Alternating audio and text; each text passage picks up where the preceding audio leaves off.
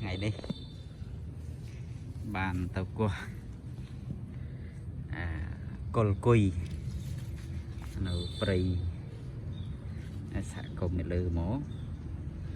bàn buôn col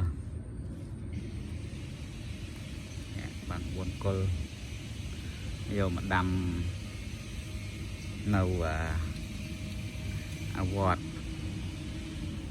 ai sẽ thia dường ní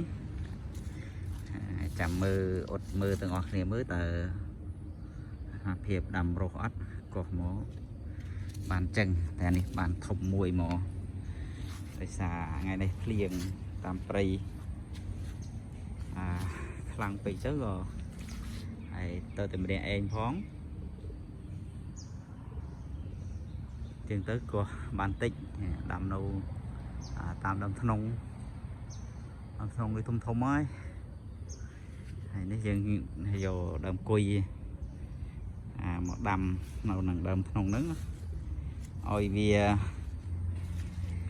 ដុះឡើង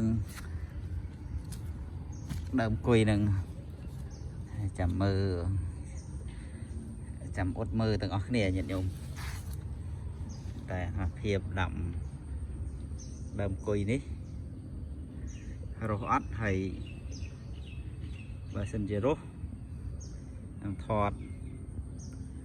វីដេអូចែកញាតិញោម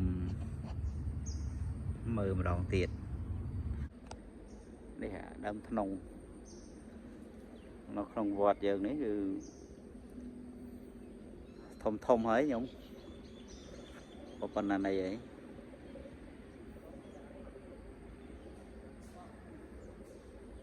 ដាំអត់មានដែរថតអោយចឹងទៅថតខ្លួនឯងថតកាមេរ៉ាមុខ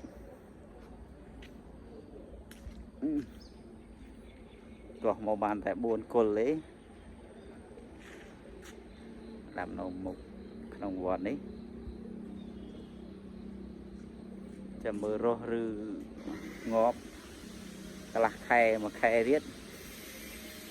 គង់តែដឹងទេ